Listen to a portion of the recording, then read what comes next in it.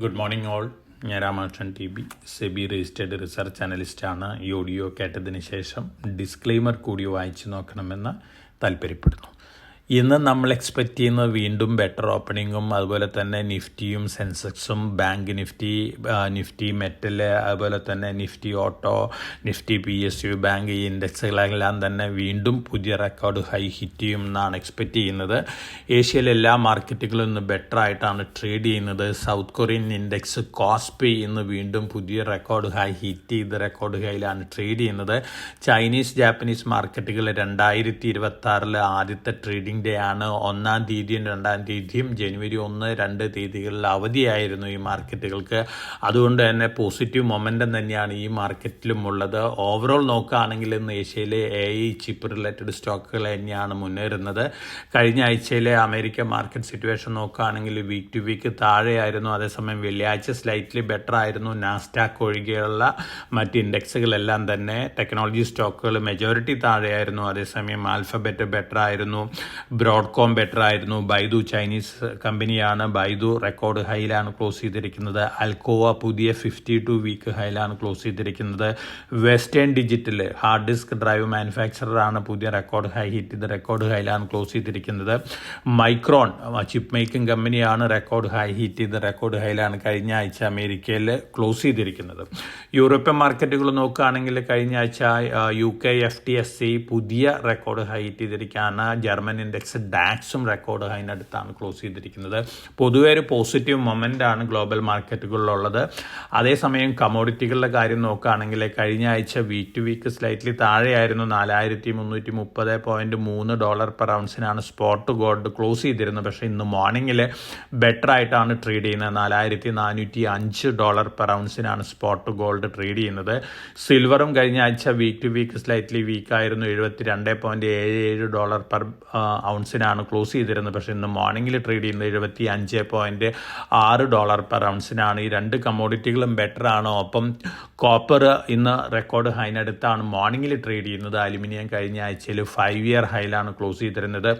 Overall ഇന്ന് നോക്കുകയാണെങ്കിൽ എല്ലാ കമ്മോഡിറ്റികളും ബെറ്റർ ആണ്. US വെനിസ്വേലൻ പ്രസിഡന്റ് നിക്കോളാസ് മഡൂറോനെയും അതുപോലെ തന്നെ അദ്ദേഹത്തിൻ്റെ ഭാര്യനെയും അറസ്റ്റ് ചെയ്ത് അമേരിക്കയിലേക്ക് കൊണ്ടുവന്നിട്ടുണ്ട്.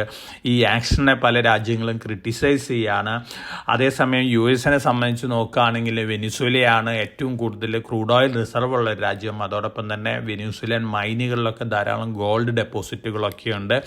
അമേരിക്കയുടെ ഉന്നം എങ്ങനെയെങ്കിലും ഇത്തരത്തിലുള്ള രാജ്യങ്ങളെയൊക്കെ തങ്ങളുടെ പരിധിയിൽ നിർത്താനാണ്. അതിൻ്റെ ഒരു ഭാഗമായിട്ടാണ് പല ആരോപണങ്ങളും ഉന്നയിച്ചുകൊണ്ട് നിക്കോളാസ് മഡൂറോനെയും അദ്ദേഹത്തിൻ്റെ വൈഫിനെയൊക്കെ അറസ്റ്റ് ചെയ്തിരിക്കുന്നത്. തീർച്ചയായിട്ടും ഇതിൻ്റെ ഒരു ഇമ്പാക്റ്റ് കമോഡിറ്റി മാർക്കറ്റിലുണ്ട്. ഗോൾഡ്, സിൽവർ, ഈ കമോഡിറ്റികളിലൊക്കെ പോസിറ്റീവ് ഇമ്പാക്റ്റ് ആണ് ഈ ഇവൻ്റ് കൊണ്ടുണ്ടായിട്ടുള്ളത്. അതേസമയം ക്രൂഡ് ഓയിലിനെ സംബന്ധിച്ച് നോക്കുകയാണെങ്കിൽ വെനിസ്വേലയുടെ പ്രൊഡക്ഷൻ ഇപ്പോൾ മാർക്കറ്റ് ഷെയർ നോക്കുകയാണെങ്കിൽ ഗ്ലോബലി 1% മാത്രമേ ഉള്ളൂ.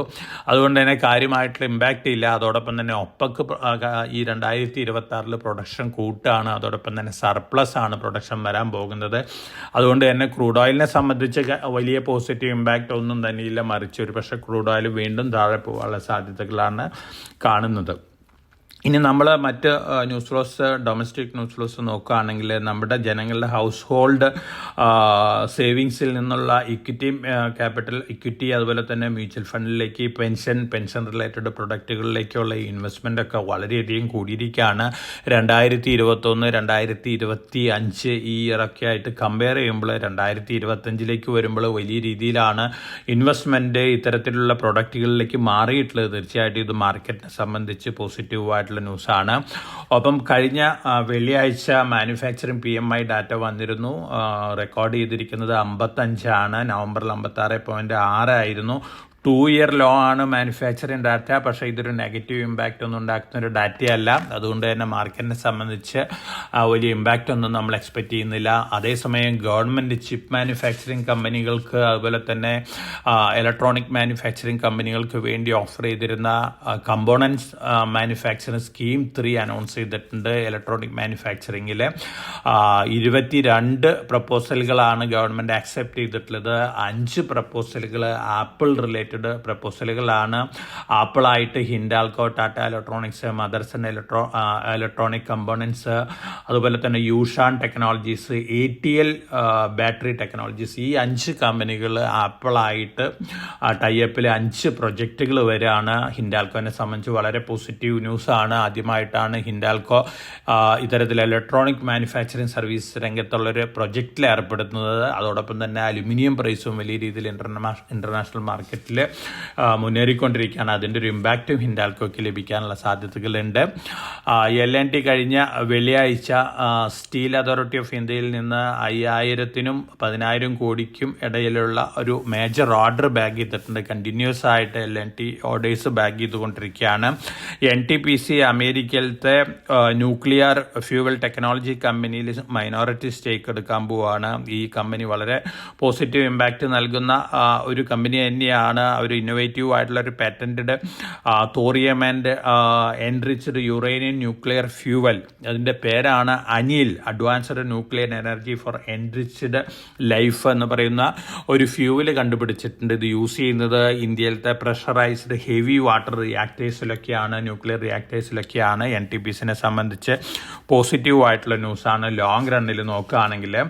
അതോടൊപ്പം ബാങ്കിങ്, അതുപോലെ തന്നെ NBFC ക്രെഡിറ്റ് ഗ്രോത്ത് റിലേറ്റഡ് റിപ്പോർട്ടുകളൊക്കെ വന്നിട്ടുണ്ട്. Q3 PSU ബാങ്കുകളാണ് നല്ല രീതിയിലുള്ള ക്രെഡിറ്റ് ഗ്രോത്ത്, അതുപോലെ തന്നെ ഡെപ്പോസിറ്റ് ഗ്രോത്ത് ഒക്കെ റെക്കോർഡ് ചെയ്തിരിക്കുന്നത്. വളരെ പോസിറ്റീവ് ന്യൂസാണ് PSU ബാങ്കുകളെ സംബന്ധിച്ച്. അതേസമയം പ്രൈവറ്റ് ബാങ്കുകൾ കമ്പാരിറ്റീവ്ലി അണ്ടർ പെർഫോമറാണ് ഈ കാര്യത്തിൽ. അതേസമയം സ്മോൾ ഫിനാൻസ് ബാങ്കുകളായ Ujjivan small finance bank, AU small finance bank, ഒപ്പം Poonawalla Fincorp, Bajaj housing finance, Bajaj finance, ഈ കമ്പനികളൊക്കെ നല്ല ഡാറ്റയാണ് പുറത്തുവിട്ടിരിക്കുന്നത്. അതുകൊണ്ട് തന്നെ ഈ സ്റ്റോക്കുകളിലൊക്കെ ഒരു പോസിറ്റീവ് മൊമെൻ്റ് കാണാനുള്ള സാധ്യതകളുണ്ട്.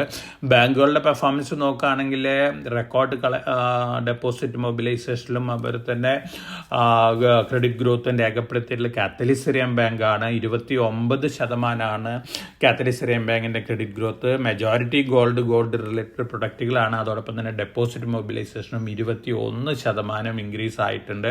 സൂപ്പർലേറ്റീവ് പെർഫോമൻസ് കാഴ്ചവെച്ചിരിക്കുന്നത് CSB ബാങ്കാണ്. അത് കഴിഞ്ഞാൽ Ujjivan small finance bank excellent performance ആണ്. അസറ്റ് അണ്ടർ AUM നോക്കുകയാണെങ്കിൽ 77.5% Poonawalla Fincorp year to year record ചെയ്തിരിക്കുന്നു. അപ്പം AU സ്മോൾ ഫിനാൻസ് ബാങ്കും ഉണ്ട്. അപ്പോൾ ഈ സ്റ്റോക്കുകളൊക്കെ ഒരു പോസിറ്റീവ് റിയാക്ഷൻ കാണിക്കാനുള്ള സാധ്യതകളുണ്ട്. അതോടൊപ്പം തന്നെ സെയിൽസ് അപ്ഡേറ്റുകൾ വന്നിരിക്കുന്നത്. ശോഭ ലിമിറ്റഡ് Q3 റെക്കോർഡ് സെയിൽസ് ആണ് റെക്കോർഡ് ചെയ്തിരിക്കുന്നത്. 2,115 കോടിയാണ്. ഇയർ ടു ഇയർ നോക്കുകയാണെങ്കിൽ 52.3%, ക്വാർട്ടർ ടു ക്വാർട്ടർ നോക്കുകയാണെങ്കിൽ 11.2%. നല്ല ഫിഗറാണ്. ശോഭ ലിമിറ്റഡിനെ സംബന്ധിച്ച് റിയൽ എസ്റ്റേറ്റ് രംഗത്ത് നല്ല പെർഫോമൻസ് കാഴ്ചവെക്കുന്ന ഒരു കമ്പനിയാണ്. അതോടൊപ്പം തന്നെ അവരുടെ UAE പ്രൊജക്റ്റുകളും നല്ല രീതിയിലുള്ള മുന്നേറ്റമാണ് കാഴ്ചവെച്ചുകൊണ്ടിരിക്കുന്നത്. അപ്പോൾ ശോഭ ഒരു പോസിറ്റീവ് റിയാക്ഷൻ കാണിക്കാനുള്ള സാധ്യതകളുണ്ട്. CLSA IT കമ്പനികളുടെ, ഇന്ത്യൻ IT കമ്പനികളുടെ ടാർഗറ്റ് ഇൻക്രീസ് ചെയ്തിട്ടുണ്ട്. HCL ടെക് 1692 CLSA പ്രിഡിക്റ്റ് ചെയ്യുന്നത്. ടെക് മഹീന്ദ്ര 1705, കോഫോർജ് 2411, അതുപോലെ തന്നെ persistent systems 8731, L&T മൈൻട്രി 7064, TCS 3601, Wipro 237. അപ്പോൾ foreign portfolio investors, research houses ഒക്കെ നമ്മുടെ ടെക്നോളജി സ്റ്റോക്കുകളുടെ റേറ്റിംഗും കൂട്ടിക്കൊണ്ടിരിക്കുകയാണ്. അതുപോലെ തന്നെ ടാർഗറ്റ് പ്രൈസ് ഒക്കെ ഇൻക്രീസ് ചെയ്തുകൊണ്ടിരിക്കുകയാണ്. കോഫോർജിനും അതുപോലെ തന്നെ പെർസിസ്റ്റന്റ് സിസ്റ്റത്തിനും L&T മൈൻട്രിക്കാണ് ഏറ്റവും കൂടുതൽ അപ്രിസിയേഷൻ അവർ എക്സ്പെക്റ്റ് ചെയ്യുന്നത്. ഈ സ്റ്റോക്കുകളൊക്കെ ഒരു പോസിറ്റീവ് റിയാക്ഷൻ കാണിക്കാനുള്ള സാധ്യതകളുണ്ട്. ലോകേഷ് മെഷീൻ 22 കോടി രൂപ ഓർഡർ ബാഗ് ചെയ്തിട്ടുണ്ട്. ഡിഫൻസ് ഓർഡറാണ്. മെഷീൻ പിസ്റ്റൾസിന് വേണ്ടിയുള്ള ഒരു ഓർഡറാണ്. സബ് അസംബ്ലിയാണ്, പിസ്റ്റൾ സബ് അസംബ്ലിക്ക് വേണ്ടിയുള്ള ഒരു ഓർഡറാണ് ലോകേഷ് മെഷീന്. ആംബർ എൻ്റർപ്രൈസസ് 4700 കോടി രൂപയുടെ പ്രിന്റഡ് സർക്യൂട്ട് ബോർഡ് മാനുഫാക്ചറിംഗിൽ അപ്രൂവൽ കിട്ടിയിട്ടുണ്ട്. ഇലക്ട്രോണിക് മാനുഫാക്ചറിംഗ് സ്കീം 3യുടെ ഭാഗമായിട്ടാണ്. നൈബ് ലിമിറ്റഡ് 293 കോടി രൂപയുടെ ഓർഡർ ബാഗ് ചെയ്തിട്ടുണ്ട്. യൂണിവേഴ്സൽ റോക്കറ്റ് ലോഞ്ചർ സിസ്റ്റത്തിന് വേണ്ടിയാണ്. ആണ്. നൈബ് ലിമിറ്റഡിനെ സംബന്ധിച്ച് പോസിറ്റീവായിട്ടുള്ള ന്യൂസാണ്. പ്രൊമോട്ടേഴ്സ് കഴിഞ്ഞ വെള്ളിയാഴ്ച വാങ്ങിയിട്ടുള്ള സ്റ്റോക്കുകൾ Gandhar oil refinery, Senco gold, Ador welding, Surya Roshni, Sangam India limited. അതേസമയം ഫോറിൻ പോർട്ട്ഫോളിയോ ഇൻവെസ്റ്റേഴ്സ് വെള്ളിയാഴ്ച 289.8 കോടി രൂപയ്ക്കുള്ള സ്റ്റോക്കുകൾ വാങ്ങിയിട്ടുണ്ട്. ഡൊമസ്റ്റിക് ഫണ്ടുകൾ 677.38 കോടി രൂപയ്ക്കുള്ള സ്റ്റോക്കുകളും വാങ്ങിയിട്ടുണ്ട്. ഈ ആഴ്ച റിസൾട്ട് സീസൺ ആരംഭിക്കുകയാണ്. 8-ാം തീയതിയാണ് ട്രാൻസ്ഫോമേഴ്സ് ആൻഡ് റെക്ടിഫയേഴ്സ് ഇന്ത്യ ലിമിറ്റഡിൻ്റെ റിസൾട്ട്, ആദ്യമായിട്ടുള്ള റിസൾട്ടാണ്. അതോടൊപ്പം തന്നെ തേജസ് നെറ്റ്വർക്ക് 9-ാം തീയതി ഉണ്ട്, 10-ാം തീയതി ഡിമാർട്ട് ഉണ്ട്. അടുത്ത ആഴ്ച മുതൽ മേജർ കമ്പനികളുടെ Q3 റിസൾട്ടുകളും വന്നു തുടങ്ങിയാണ്. Q3 റിസൾട്ടുകൾ എക്സ്പെക്ട് ചെയ്യുന്നത് ബെറ്റർ ദാൻ എക്സ്പെക്റ്റേഷൻസ് ആണ്. അതുകൊണ്ട് തന്നെ ആ ഒരു പോസിറ്റീവ് ഇമ്പാക്റ്റ് നമ്മുടെ മാർക്കറ്റിലും കാണാം. ഇനി IPO മാർക്കറ്റ് നോക്കുകയാണെങ്കിൽ നാളെ ഓപ്പൺ ആവുന്ന SME IPO ഉണ്ട്. BSE SME IPO gabion technologies limited ആണ്. 81 രൂപയാണ് ഇഷ്യൂ പ്രൈസ്. 1600 ആണ് ലോട്ട്. 2 ലോട്ട് അപ്ലൈ ചെയ്യണം. റീറ്റെയിൽ ഇൻവെസ്റ്റേഴ്സ് 3200 ഷെയറിന് അപ്ലൈ ചെയ്യണം.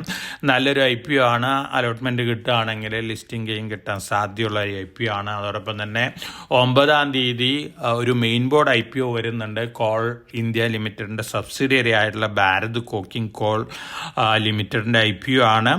അതിൻ്റെ ഇഷ്യൂ പ്രൈസ് മിക്കവാറും 25 രൂപയ്ക്കും 30 രൂപയ്ക്കും ഇടയിൽ ആയിരിക്കാനാണ് ചാൻസസ് കൂടുതൽ. ധാരാളം റീറ്റെയിൽ ഇൻവെസ്റ്റേഴ്സ് അപ്ലൈ ചെയ്യാൻ സാധ്യതയുള്ള ഒരു മെയിൻ ബോർഡ് IPO ആയിരിക്കും ഭാരത് കോക്കിംഗ് കോൾ. ഇതൊക്കെയാണ് ഇന്നത്തെ മാർക്കറ്റ് ന്യൂസ് ഫ്ലോസ്. വെനസ്വേലൻ പ്രസിഡന്റിനെ അതുപോലെ തന്നെ വൈഫിനെയൊക്കെ അറസ്റ്റ് ചെയ്തതിൻ്റെ ഇമ്പാക്റ്റുകൾ ഗ്ലോബൽ മാർക്കറ്റുകളിലൊന്നും തന്നെ കാര്യമായിട്ടില്ല. എന്നിരുന്നാലും എല്ലാ രാജ്യങ്ങളും അമേരിക്കയുടെ ഈ ആക്ഷനെ ക്രിട്ടിസൈസ് ചെയ്യാണ്.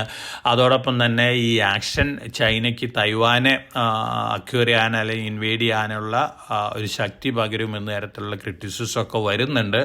ഓവറോൾ ഇത്തരത്തിലുള്ള ജിയോ പൊളിറ്റിക്കൽ ഇഷ്യൂസൊക്കെ വീണ്ടും വന്നേക്കാം. അതിനനുസരിച്ചിട്ടുള്ള വൊളാറ്റിലിറ്റി ഒക്കെ നമുക്ക് മാർക്കറ്റിൽ എക്സ്പെക്ട് ചെയ്യാം. അതേസമയം ഇന്ത്യനെ സംബന്ധിച്ച് വളരെ സ്ട്രോങ് ആണ് നമ്മുടെ പൊസിഷൻ. 2025 നമ്മൾ അണ്ടർ പെർഫോമർ ആയിരുന്നു. 2026 ഔട്ട് പെർഫോം ചെയ്യുന്നുള്ള എക്സ്പെക്റ്റേഷനാണ്. അതോടൊപ്പം തന്നെ ഫെബ്രുവരി 1 ബഡ്ജറ്റ് വരികയാണ്. ബഡ്ജറ്റിന് മുമ്പുള്ള ഇവൻ്റ് എന്ന് പറയുന്നത് Q3 റിസൾട്ടുകൾ തന്നെയാണ്. മെജോറിറ്റി Q3 റിസൾട്ടുകളും ബഡ്ജറ്റിന് മുമ്പ് വന്ന് തുടങ്ങും. അതുകൊണ്ട് തന്നെ Q3 റിസൾട്ടിൻ്റെ ഒരു പോസിറ്റീവ് ഇമ്പാക്റ്റ്, അതോടൊപ്പം തന്നെ ബഡ്ജറ്റ് വീണ്ടും വലിയ രീതിയിലുള്ള റിഫോം മെഷേഴ്സ് അനൗൺസ് ചെയ്യുന്നുള്ള എക്സ്പെക്റ്റേഷൻസ് ഉണ്ട്. അതുകൊണ്ട് തന്നെ നമ്മുടെ മാർക്കറ്റിനെ സംബന്ധിച്ച് വേഴ്സ്റ്റ് സെയിംസ് ഓവർ ആണ്. നല്ല രീതിയിൽ നമ്മുടെ മാർക്കറ്റ് മുന്നേറാനുള്ള സാധ്യതകളാണ് കാണുന്നത്. അപ്പോൾ എല്ലാവർക്കും നല്ലൊരു ട്രേഡിൻ്റെ ആശംസിച്ചുകൊണ്ട് ഞാൻ ഇന്നത്തെ പ്രീ മാർക്കറ്റ് കമൻട്രിയോട് അവസാനിപ്പിക്കുകയാണ്. Thank you.